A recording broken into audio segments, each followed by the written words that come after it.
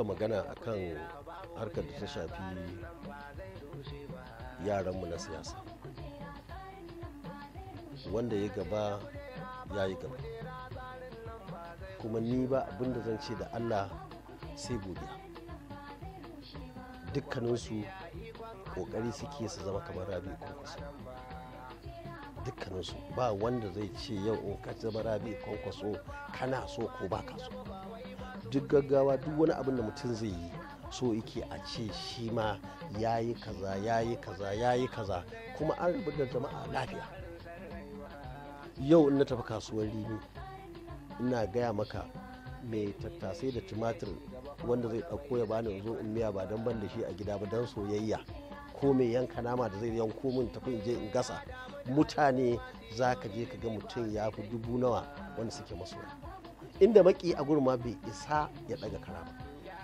Duk inda ka ga ɗan kwankwasiyya ko kwankwaso ya shiga a cikin garin nan wani ya ce ba ga wani ɗaya mara kyau, to shi dai ya ce kullum duk sun taru a can. Ko me yake faɗa musu?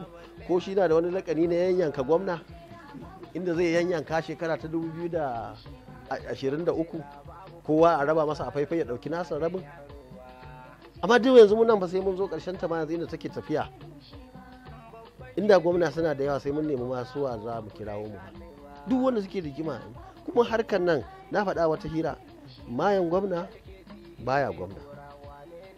Wannan ba wai tarihi ne gashi a ƙasa. Mun faɗa musu abu a hankali. Yanzu gashi abu mun sa shi an yi masa amurobari, mun ci zaɓe.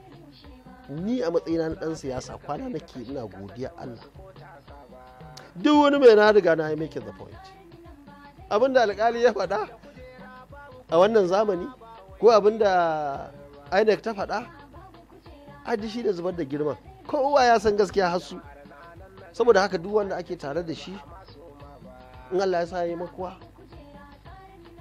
ya ce Kwankwaso bai mar komai ba,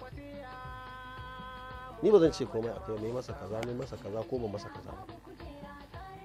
Maybe ina da niyyar zan masa abin ne bai zo kansa ba. Maybe an yi masa abubuwa da yawa, duk kowa ya gani Allah shi ne bai nuna wa abin da aka yi masa.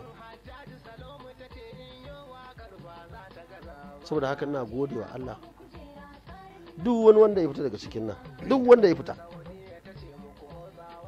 ka je ka tambaye shi mai Kwankwaso yi masa. Duk sai kama kame ba abin da ne musu, kuma har yanzu ina son su. Duk da wannan halin wannan ce dole sai ya yi tunani irin na. Amma idan kai makuwa, wani an gama da shi shekara 5, wani shekara 2, wani shekara 10, wani shekara 20, fiye ba da 20. Burina shine duk wanda muke tare da shi daga ɗan aike in ɗaga shi ya zama CEO, Chief Executive. Saboda haka duk ko ɗan jariri ne aka ce ya bar Kwankwasiyya, sai raina ya ɓaci, ba zan ji daɗi ba. Kuma rashin jin daɗin ba dan ni ba ne kaɗai, har shi. Kuma na jawo hankalin 'yan siyasa da mu wanda muke nan da waɗanda suke can da waɗanda ma ba su shigo ba, kowa sai haƙuri. Haƙuri ina da matuƙar muhimmanci a rayuwa, musamman a siyasa.